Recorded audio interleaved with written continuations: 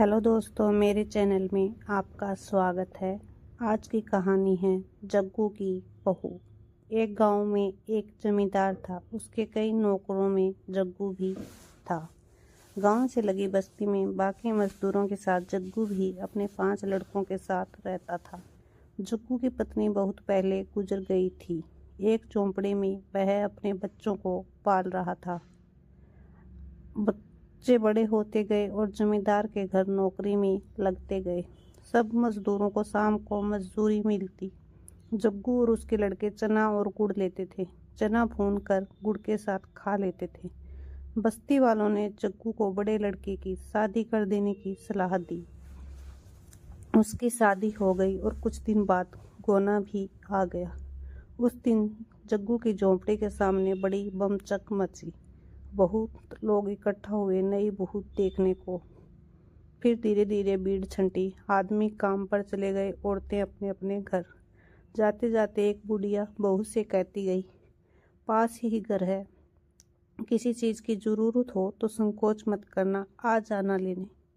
सबके जाने के बाद बहू ने घूंघट उठाकर अपने ससुराल को देखा तो उसका कलेजा मुंह को आ गया। जर्जर सी झोंपड़ी, खूंटी पर टंगी कुछ पोटलियां और झोंपड़ी के बाहर बने 6 चूल्हे। जग्गू और उसके सभी बच्चे अलग अलग चना भूनते थे। बहू का मन हुआ कि उठे और सरपट अपने गांव भाग चले, पर अचानक उसे सोचकर धक्का लगा। वहां कौन से नूर गड़े हैं, माँ है नहीं, भाई भौजाई के राज में नौकरानी जैसी जिंदगी ही तो गुजारनी होगी। यह सोचते हुए वह बुक्का फाड़ रोने लगी। रोते रोते थक कर शांत हुई। मन में कुछ सोचा। पड़ोसन के घर जाकर पूछा, अम्मा एक झाड़ू मिलेगा? बूढ़ी अम्मा ने झाड़ू, गोबर और मिट्टी दी, साथ में अपनी पोती को बेच दिया। वापस आकर बहू ने एक चूल्हा छोड़ बाकी फोड़ दिए। सफाई कर गोबर मिट्टी से झोंपड़ी और द्वार लीपा। फिर उसने सभी पोटलियों के चने एक साथ किए और अम्मा के घर जाकर चना पीसा। अम्मा ने उसे साग और चटनी भी दी। वापस आकर बहू ने चने के आटे की रोटियां बनाई और इंतजार करने लगी। जग्गू और उसके लड़के जब लौटे तो एक ही चूल्हा देखकर भड़क गए। चिल्लाने लगे कि इसने तो आते ही सत्यानाश कर दिया, अपने आदमी का छोड़ बाकी सबका चूल्हा फोड़ दिया। झगड़े की आवाज़ सुन बहू झोंपड़ी से निकली। बोली, आप लोग हाथ मुंह धोकर बैठिए, मैं खाना निकालती हूँ। सब अचकचा गए, हाथ मुंह धोकर बैठे। बहू ने पत्तल पर खाना परोसा, रोटी साग चटनी। मुद्दत बाद उन्हें ऐसा खाना मिला था। खाकर अपनी अपनी कतरी ले वे सोने चले गए। सुबह काम पर जाते समय बहू ने उन्हें एक एक रोटी और गुड़ दिया। चलते समय जग्गू से उसने पूछा, बापूजी मालिक आप लोगों को चना और गुड़ ही देता है क्या?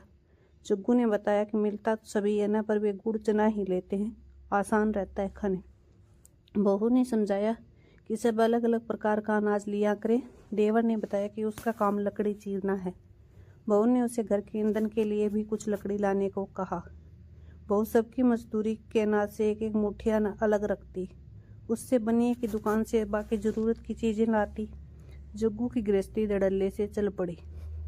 एक दिन सभी भाइयों और बाप ने तालाब की मिट्टी से झोंपड़ी के आगे बाड़ बनाया। बहू के गुण गांव में चर्चित होने लगे। जमींदार तक यह बात पहुंची।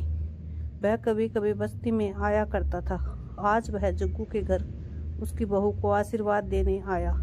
बहू ने पैर छू प्रणाम किया तो जमींदार ने उसे एक हार दिया। हार माथे से लगा। बहू ने कहा कि मालिक यह हमारे किस काम आएगा? इससे अच्छा होता कि मालिक हमें 4 लाठी जमीन दिए होते, झोंपड़ी के दाएं बाएं तो एक कोठड़ी बन जाती। बहू की चतुराई पर जमींदार हंस पड़ा। बोला, ठीक, जमीन तो जग्गू को मिलेगी, यह हार तो तुम्हारा हुआ। शिक्षा। दोस्तों, एक स्त्री ही है जो परिवार को एकजुट रखती है, घर संसार चलाती है, घर की मालकिन होती है। इसलिए कहा गया है, औरत चाहे घर को स्वर्ग बना दे चाहे नरक, सदैव प्रसन्न रहिए, जो प्राप्त है वह पर्याप्त है। ये थी मेरी आज की कहानी। आप लोगों को कैसी लगी कमेंट करके ज़रूर बताइएगा।